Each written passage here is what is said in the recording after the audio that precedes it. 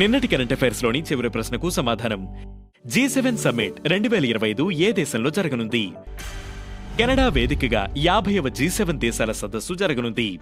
June 15 నుంచి 17 మధ్య ఈ సదస్సు జరగనుంది. పర్యావరణ మార్పులు, ఆర్థిక స్థిరత్వం, డిజిటల్ ట్రాన్స్ఫర్మేషన్, జియోపొలిటికల్, పీస్ అంశాల నేపథ్యంలో ఈ సమ్మిట్ ను నిర్వహించనున్నారు. ఇప్పటికే కెనడా ప్రభుత్వం భారత్ను ఆహ్వానించింది. ఇక మొదటిది, దేశంలోనే తొలి ఈ వేస్ట్ రీసైక్లింగ్ పార్క్ త్వరలో ఢిల్లీలో ఏర్పాటు.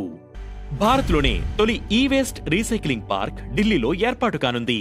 ఏటా 51,000 టన్నుల ఈ వేస్ట్ ను రీసైకిల్ చేయడమే లక్ష్యంగా దీనిని ఢిల్లీ ప్రభుత్వం ఏర్పాటు చేయనుంది. 11.4 ఎకరాల్లో ఈ వేస్ట్ ఎకో పార్క్ ను నిర్మించనున్నారు. దీనివల్ల ఏటా 350 కోట్ల రెవెన్యూ వస్తుందని అంచనా. ఇక రెండవది, అంతర్జాతీయ క్రికెట్ కు విండీస్ క్రికెటర్ వీడ్కోలు. వెస్టిండీస్ విధ్వంసకర ఆటగాడు నికోలస్ పురన్ అంతర్జాతీయ క్రికెట్ కు వీడ్కోలు పలికారు. విండీస్ తరపున 106 T20Iల్లో 2,275 పరుగులు, 61 ODIల్లో 1983 రన్స్ చేశారు. చివరిగా పురన్ బంగ్లాదేశ్ తో 2024 డిసెంబర్లో జరిగిన T20లో ఆడారు. ఇక మూడవది, గుజరాత్ హైకోర్టు జడ్జిగా justice NS Sanjay Gowda. Gujarat high court న్యాయమూర్తిగా జస్టిస్ నేరనహల్లి శ్రీనివాసన్ సంజయ్ గౌడ బాధ్యతలు చేపట్టారు. ఈ నెల 9న ఆయన ప్రమాణ స్వీకారం చేశారు.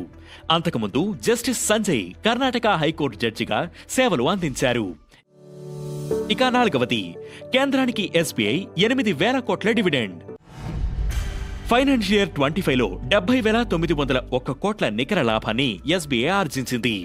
ఈ మేరకు కేంద్రానికి 8,076.84 కోట్ల డివిడెండ్ను అందించింది.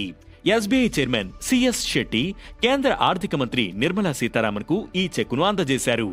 ఎస్బీఐ ఇచ్చిన ఈ డివిడెండ్ గత ఏడాది కంటే ఎక్కువ. ఫైనాన్షియర్ 24కు గాను ఎస్బీఐ కేంద్రానికి 6,959.29 కోట్ల డివిడెండ్ అందించింది. ఇక ఐదవది, 1.46 బిలియన్లకు చేరిన భారత్ జనాభా. భారత్ జనాభా 1.46 బిలియన్లకు చేరినట్లు యుఎన్ రిపోర్ట్ అంచనా వేసింది. 2060 కల్లా ఇది 1.7 బిలియన్లకు చేరుతుందని, ఆపై క్రమంగా జనాభా తగ్గుతుందని United nations population fund report పేర్కొంది. మరోవైపు భారత్లో జననాల రేటు 1.9గా ఉందని తెలిపింది. ఏ దేశంలోనైనా సగటు రీప్లేస్మెంట్ రేటు కనీసం 2.1గా ఉండాలని వివరించింది.